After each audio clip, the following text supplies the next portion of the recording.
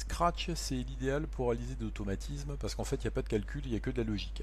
La première chose qu'il faut regarder, c'est ici la figure 3, c'est un carré. Donc un carré, c'est une répétition de 4 fois, c'est un classique.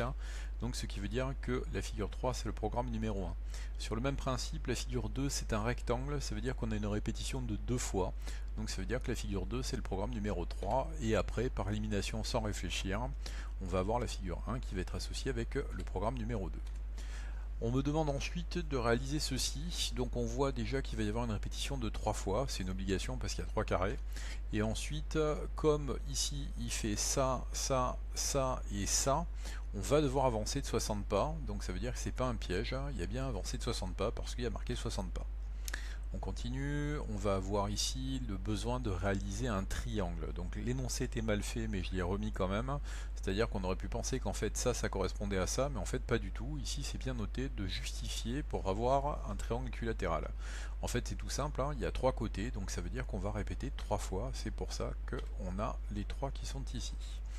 Alors, voici ici comment ça marche. C'est assez simple. On demande d'associer le motif au programme qui va bien. Le premier truc ici qu'on voit dans le motif numéro 1, c'est qu'à un moment donné, le stylo il a été levé. Le seul programme sur lequel il est levé le stylo, c'est lui. Donc ça veut dire que le motif numéro 1, c'est le programme numéro 3. Ensuite, ici, il y a quelque chose qui est aussi assez facile à voir, c'est de voir que les deux sont imbriqués ici dans le motif numéro 3.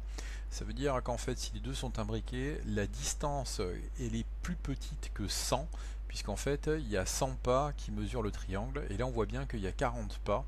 Donc ça veut dire que lui, il est trop court, il n'arrive pas à faire la distance du triangle complet.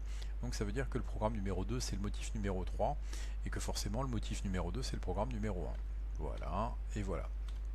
On continue, maintenant on me demande de réaliser le motif avec les 5 triangles. Alors voilà maintenant comment ça se passe. Si je veux déjà faire une répétition pour 5 motifs, ça peut pas être celui-là parce que on voit ici qu'il va faire ici son triangle et ensuite il va 5 fois avancer de 100. Donc ça veut dire que ça peut pas être lui.